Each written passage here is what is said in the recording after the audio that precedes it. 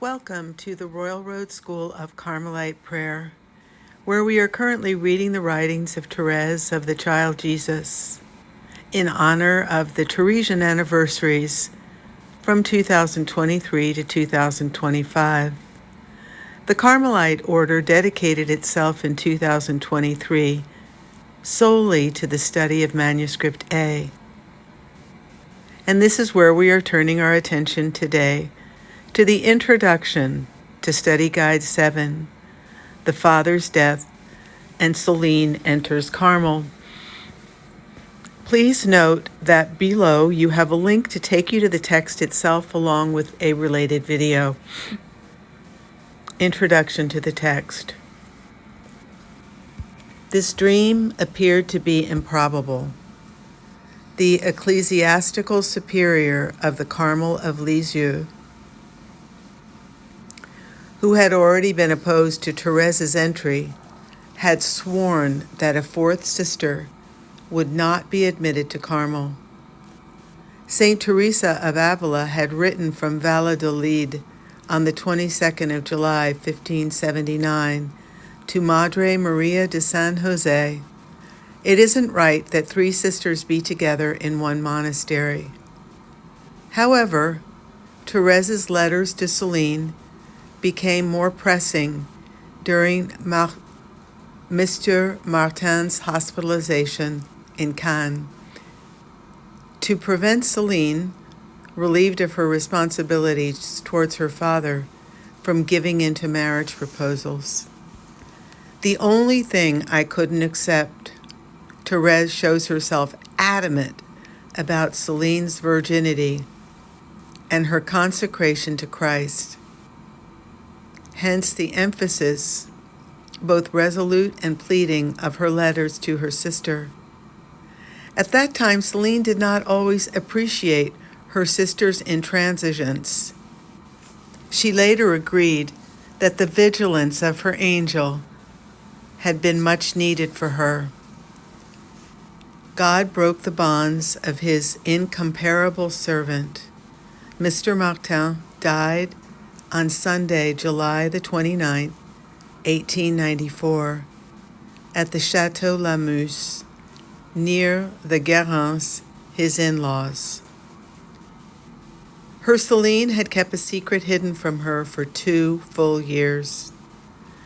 The Jesuit Father Pichon had set his sights on Celine for a missionary foundation in Canada and had already spoken to her in a letter of June the 2nd, 1891. Father Pichon was director of Marie, then of Therese, until her entry into Carmel, and finally of Celine. If Sister A of J consents to Celine's entrance, Therese is speaking here of Sister Amata of Jesus, of the Heart of Mary. The latter had entered the Carmel of Lisieux on October the 13th, 1871, at the age of 20, and died there on January 7th, 1930. The circular at her death reads, "The opposition she had expressed to the entry of her sister Geneviève of the Holy Face, Celine, was inalterable. If she feared the influence of the 4 sisters in the one monastery, she feared above all the talents of Sister Geneviève. There was no need for artists in the community. You just had to focus on the practical aspects and have good nurses, seamstresses, washerwomen, etc. Nothing more. Now I have no other desire except to love Jesus unto folly." Therese had reached a kind of peak where her wishes had been granted, where she could no longer ask for anything with fervor except the accomplishment of God's will. Here the Therese is in tune with the theology of desire of John of the Cross.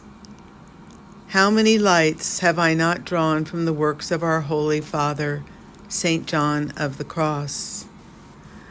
Rather unusual reading at the Carmel of Lisieux for such a young novice, 17 years old. But Therese at Les Buissonnets, her home in Lisieux, already knew the doctor of Carmel, both through her two Carmelite sisters and through quotations. However, she would only read his works in Carmel. Amen.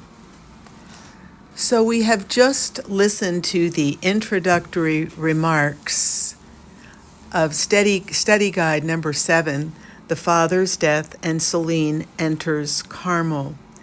This will be continued with an extract taken from Manuscript A, talking about these two subjects, the Father's Death and Celine Enters Carmel.